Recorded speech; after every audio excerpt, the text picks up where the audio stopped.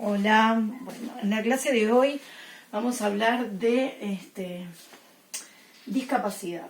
Vamos a hablar de discapacidad y educación.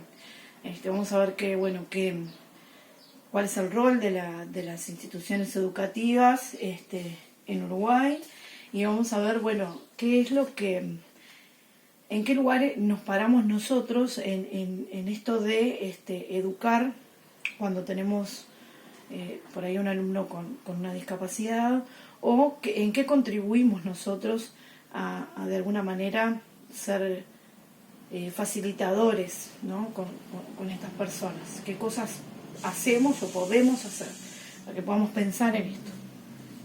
Bien, vamos a empezar con la definición de discapacidad de la Organización Mundial de la Salud, en la que dice que discapacidad es toda restricción u ausencia debido a una deficiencia de la capacidad de realizar una actividad en la forma o dentro del margen considerado normal para el ser humano. Esa es la definición de la Organización Mundial de la Salud.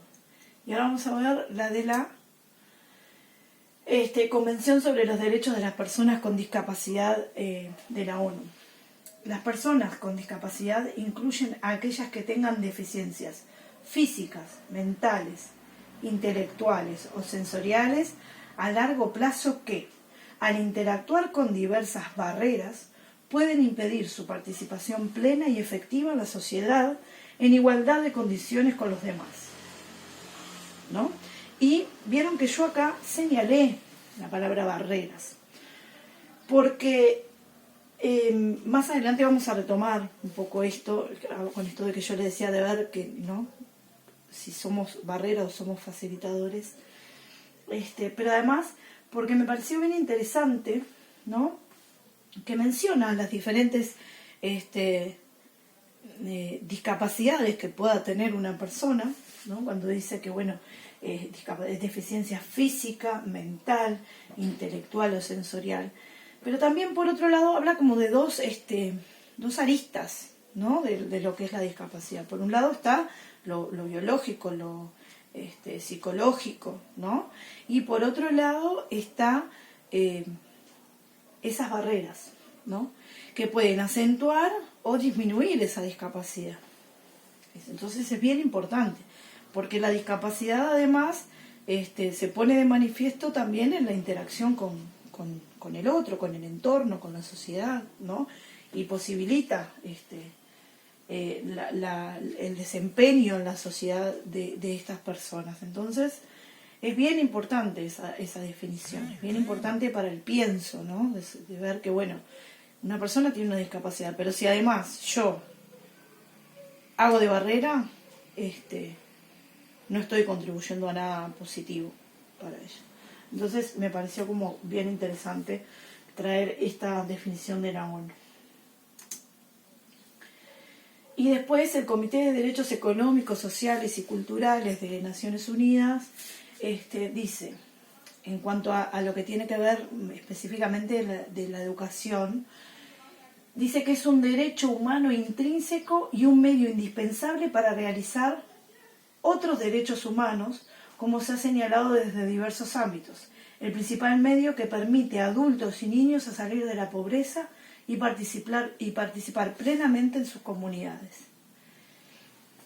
Acá cuando habla del principal medio para salir de la pobreza, me remite a Bonal, ¿no?, a aquello de que el sistema no sea un reproductor de esas desigualdades, ¿no?, de pensar a la educación como algo para poder salir de la pobreza, una herramienta para, ¿no?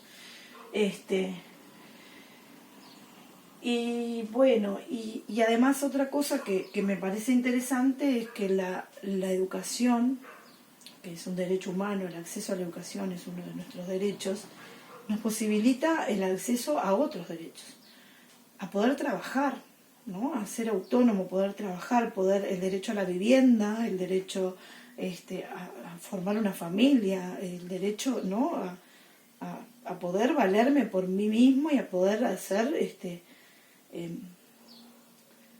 una persona autónoma, ¿no? Entonces, como la educación es una puerta de entrada para poder realizar y acceder a esos otros derechos también. Entonces nosotros no podemos coartar el derecho a la educación de las personas discapacitadas de ninguna manera, porque estamos coartando no solo ese derecho, sino otros derechos. Entonces es bien interesante reflexionar sobre esto y sobre que puedan tener acceso, ¿no? A la medida de sus posibilidades. Bien. Y además acá habla a lo último también de eso, de poder participar plenamente en sus comunidades, ¿no? Eso también es sumamente importante, ser parte de la cultura, ser parte de la convivencia, del estar ahí porque estoy ahí, ¿no? Soy una persona que tengo derechos, es como decía el punto 4, no llegué ahí todavía, me estoy adelantando. Como vamos a ver, que Seoane habla del discapacitado como un sujeto de derecho, pero ahora en la siguiente vamos a ver eso. Acá, exactamente, a la siguiente me estaba adelantando.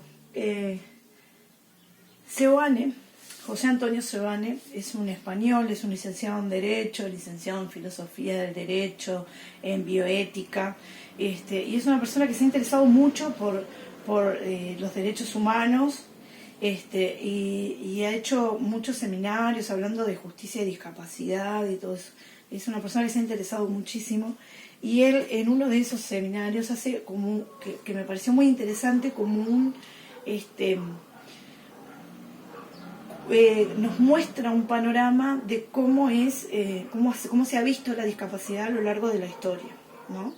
Él lo hace en un periodo de la historia, pero yo me atrevo a decir a lo largo de la historia, porque si bien él habla de una primera fase, ¿no?, que es la fase de exclusión, que la sitúa en el siglo XVIII, yo diría que en Grecia, que antes de Cristo, se actuaba de la misma manera.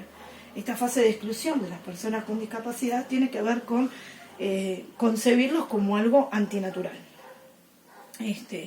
como una persona enferma, deficiente y por lo tanto descartable, ¿no? Donde se acuerdan que se los mataba, se los descartaba, se los tiraba, los padres no querían tener un hijo defectuoso, y eso sucedía mucho antes de acá, del siglo XVIII.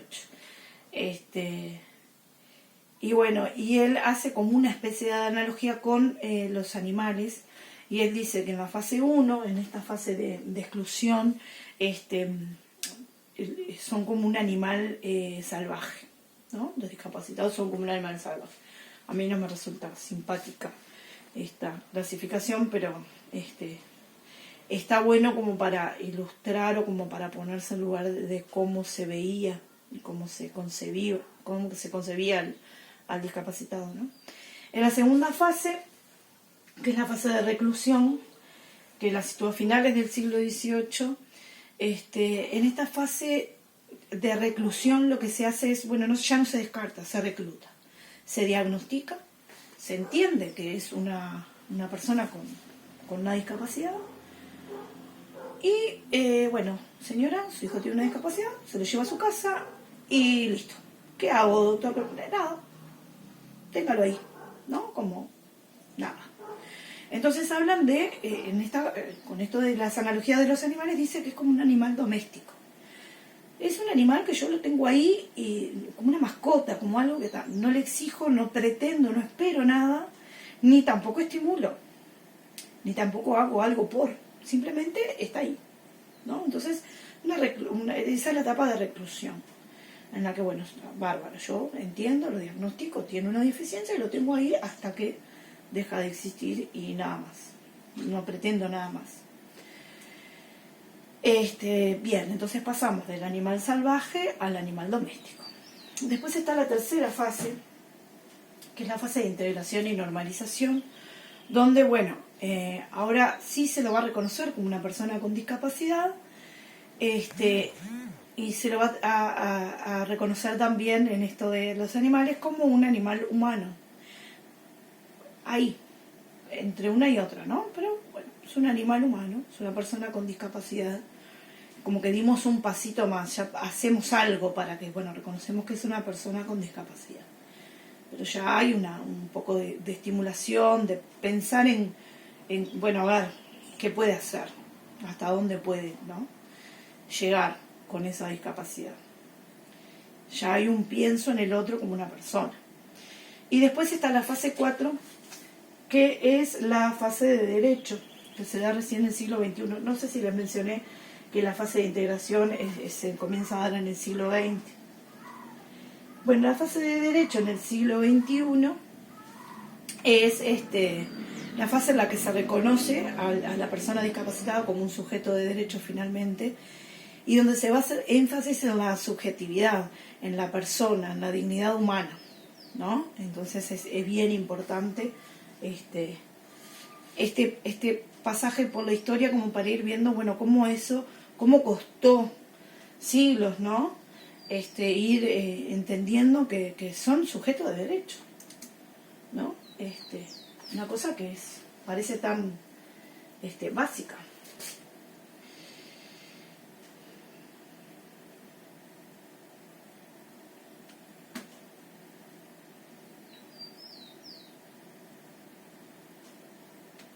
Bien, ahora vamos a venir a Uruguay y vamos a ver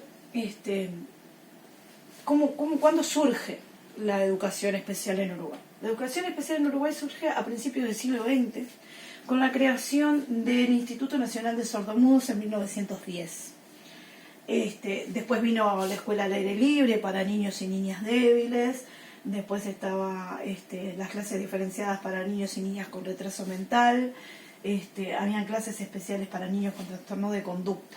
Y de esa manera se fue gestando en Uruguay una educación diferenciada para la gente con diferentes discapacidades, ¿no?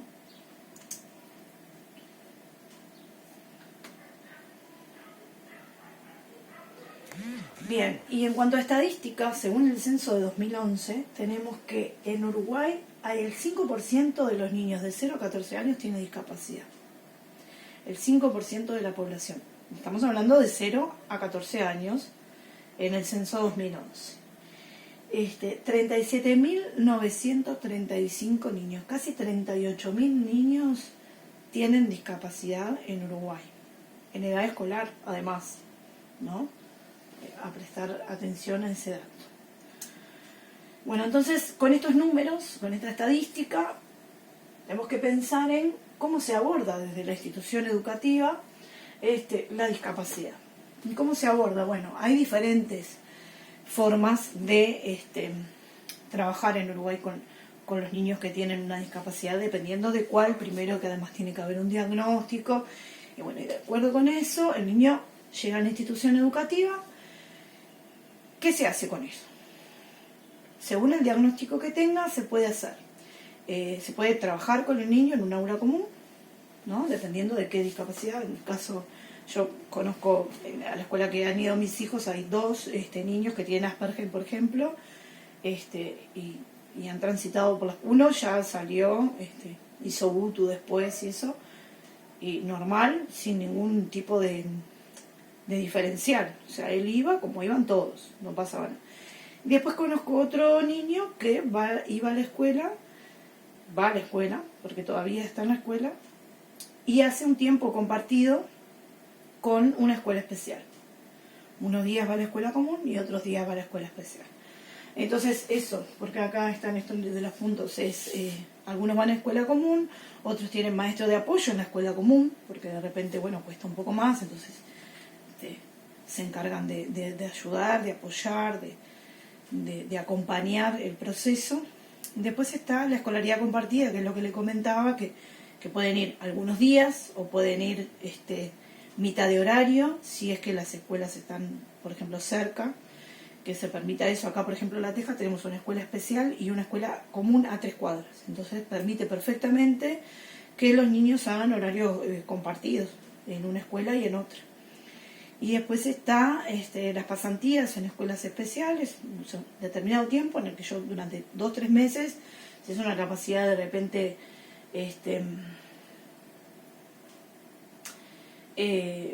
como un cierto retraso en la maduración o una cosa de esas. Hay cuestiones de nivelación que a veces llevan un tiempo.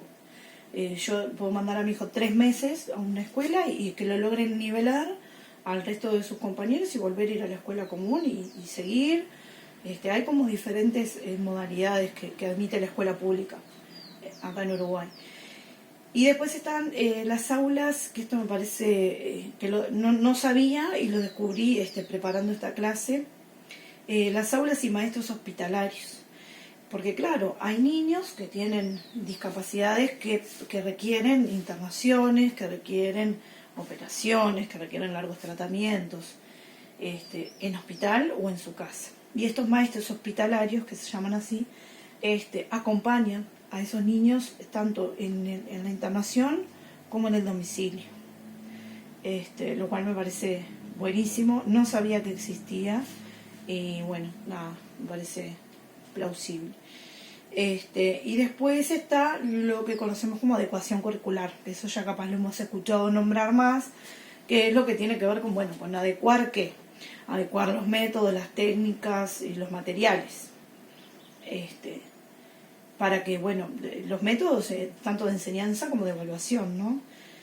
Tengo un escrito planteado para 1 hora clase y quizás a fulanito le cuesta más por diferentes motivos, lo que sea, y quizás le doy un módulo para que haga ese mismo escrito que sus compañeros van a hacer en uno, o quizás pienso en una propuesta diferente porque le cuesta escribir, porque tiene problemas de escritura, entonces lo que hago es una evaluación que sea más múltiple opción, no sé, ir como adecuando esas cuestiones de acuerdo a cada caso particular, porque la adecuación curricular, como se nos plantea en secundaria, es algo que uno hace dentro de sus posibilidades, dentro de sus conocimientos. No es que tengamos un montón de herramientas como para poder decidir y elegir entre qué hacer o no, pero uno más o menos instintivamente, informándose, consultando con otros colegas y esas cosas, va viendo cómo puede hacer para no dejar a nadie atrás, ¿no? Y para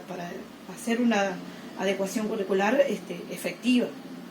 Y supongo que nosotros que estamos en formación tenemos un camino largo para recorrer en ese sentido, iremos sobre la marcha aprendiendo, y ojalá ojalá lo logremos, ojalá sea productivo, ¿no? Ojalá seamos eficientes en esa adecuación. Bien. Ahora bien, vimos todas estas cuestiones más técnicas y yo les propongo pensar qué podemos hacer cada uno de nosotros para no ser, recuerda la palabrita, una barrera en el aprendizaje de las personas con discapacidad. ¿Qué podemos hacer nosotros? ¿No? Sentarse y pensar, ¿yo quiero ser una barrera o quiero ser un facilitador de las personas con discapacidad? ¿No? ¿De qué lado quiero estar? Y en base a eso, ver qué cosas podemos hacer para mejorar, para dejar de ser barrera en el caso de que lo seamos voluntaria o involuntariamente. Pero yo les traigo para esta parte, para esta segunda parte, que es una parte más de reflexión, les traigo a Constanza Orbaiz. Constanza es argentina, es psicopedagoga, es licenciada en psicopedagogía, trabaja en escuelas públicas y trabaja de manera privada con niños mayoritariamente que tienen parálisis cerebral. ¿Y saben por qué?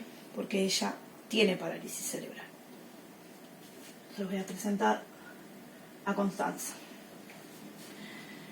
Constanza, ya les comenté que es psicopedagoga, pero además ella, yo la conocí preparando estas clases y buscando un poco de material, y eso se hablaba mucho. Vi muchas veces el nombre de ella hablando de parálisis cerebral y como poniéndola como ejemplo de que se puede, ¿no? Y entonces me llamó la atención y busqué, y está en una charla TED, y en esa charla la charla dura 12 minutos, yo después les voy a mandar el link del video, lo que pasa es que no quería ocupar mucho tiempo viendo el video hoy, pero es bien interesante todo lo que ella dice en la charla, todo, desde cómo comienza desde sus anécdotas, todo. Pero me quedé con algunas frases que ella dice en esa charla que me parecieron bien interesantes para que podamos analizar juntos. Dos de esas que están acá, dice, la primera dice, valorar a cada persona por lo que puede dar. Y la otra dice, siempre funciona la mirada puesta en lo que se puede. Valorar a cada persona por lo que puede dar. Acá ella, en lo que hace hincapié, es justamente en eso, en lo que después va a decir. Poner la mirada en lo que se puede, no en lo que no se puede. ¿No? Porque ella dice de modo como gracioso, porque maneja mucho la ironía en la charla y el humor también. Y ella dice, la discapacidad no te manda un WhatsApp y te dicen 5 estoy.